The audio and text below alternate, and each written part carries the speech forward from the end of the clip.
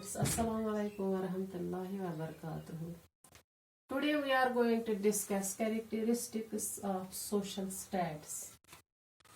Social status के आज हम characteristics पढ़ेंगे. Number first is every status has a place in society.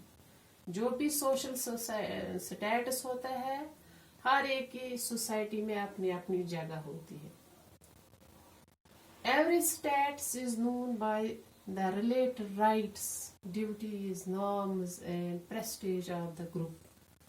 हर एक का जो स्टेटस होता है ये हम कैसे इसको जानते हैं बाय राइट्स, उसकी ड्यूटी जानकर हम उसका स्टेटस देखते हैं, नॉर्म्स प्रेस्टीज उसका देखकर हम उसका स्टेटस जानते हैं.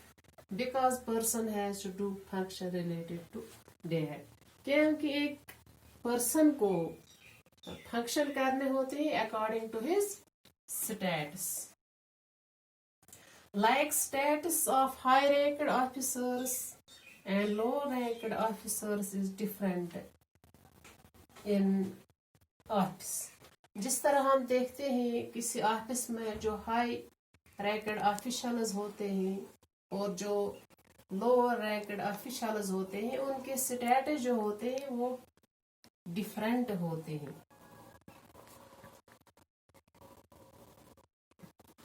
नंबर सेकंड है status is determined by the culture of the society. ये जो स्टेटस होता है ये डिटर्मिनेशन करता है by the culture of the society. Status is determined by the specific cultural values of the specific society. जो cultural value किसी specific society के होते हैं उसी से हम ये स्टेटस डिटरमाइन करते हैं.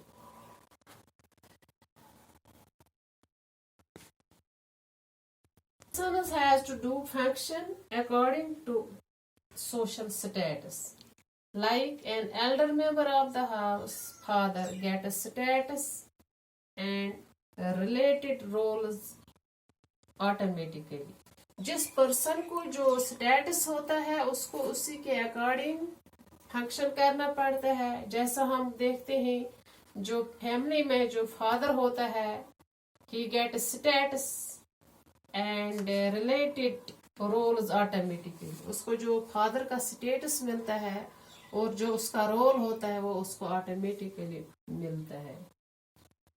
जिस तरह अगर हम ये भी देखते हैं status of Brahmin is higher and has supremacy due to this status.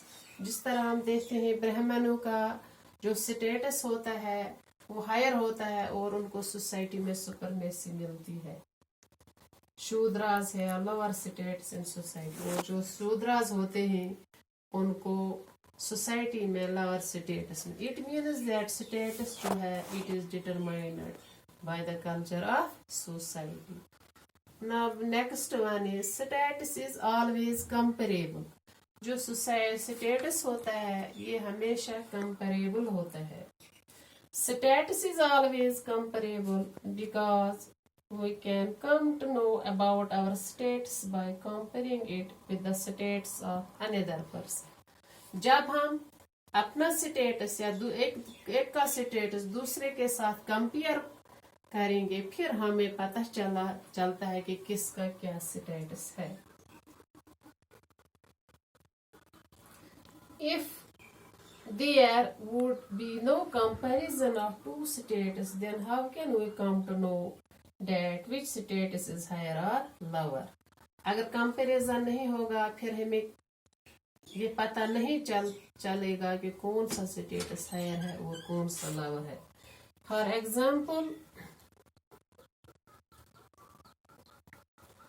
Example the status of owner of a factory is definitely higher than the status of manager and we can come to know about it only by comparing it.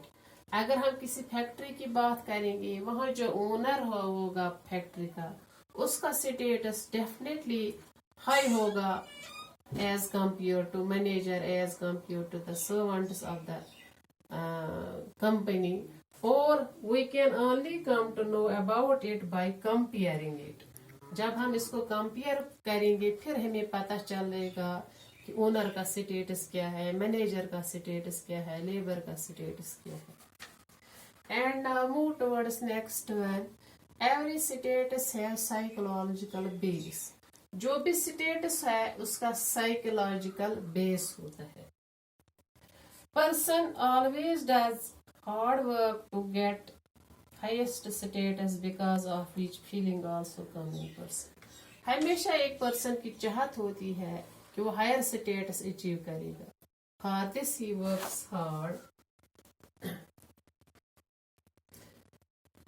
Respect and disrespect are also related with every states, and these are related with psychological sector of person. और जो respect और डिरेस्पेक्ट ये these are related with status, और जो ये status के साथ related होते हैं, and this definitely these are related with psychological sector of person. When person achieves that social status with hard work, then he gets mental satisfaction. अगर कोई person higher status अपनी हार्ड वर्क से achieve करेगा, then he gets also mental satisfaction. That means जो status है it has a psychological base. Move towards next one. Status is of two types. जो ये status है ये दो टाइप का होता है. Two types of status are there for every person. Her person के लिए दो किस्म का स्टेटस होता है. First one is ascribed status, which a person gets without any effort or hard work. First one जो है ये है ascribed status, जो एक पर्सन को विदाउट एनी हार्ड वर्क और विदाउट एनी एफर्ट मिलता है. For example son, elder brother, elder sister etcetera. ये स्टेटस जो है किसी को कोई बाप होता है, कोई बेटा होता है, ये एक पर्सन अचीव करता है without any effort, without any hard worker. So these are called ascribed status. Second type of status is achieved status. दूसरे किस्म का स्टेटस जो है इसको हम बोलते हैं achieved status. And this type of status a person achieves with his hard work while living in society, like officer, clerk, etc.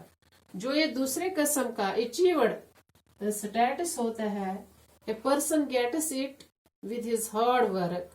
For example कोई ऑफिसर बनता है, कोई डॉक्टर बनता है, कोई क्लर्क बनता है, वो अपनी हार्ड वर्क से बनता है. So this type of status in society is called achieved status.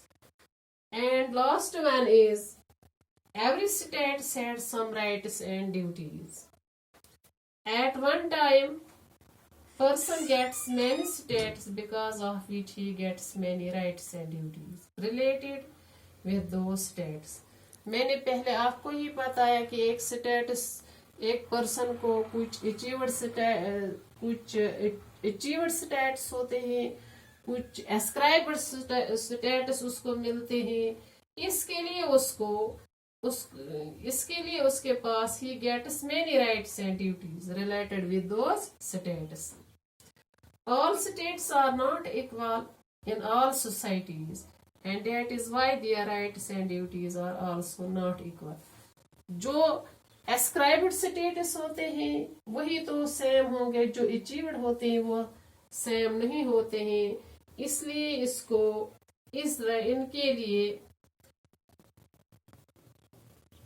इसलिए जो all it is why their rights and duties are all not equal. जो अचीव्ड स्टेटस होते हैं ये डिफरेंट होते हैं. इसलिए एक पर्सन के जो राइट्स हैं, जो ड्यूटीज हैं, वो इक्वल नहीं हो सकती हैं. For example the rights and duties of the owner of a factory are definitely different from those of servant. अगर हम फैक्ट्री के ओनर की बात करेंगे या उनके जो सर्वेंट उनकी बात करेंगे तो उनके जो स्टेटस होते हैं वो डेफिनेटली क्या होंगे, डिफरेंट होंगे। थैंक्स। Have a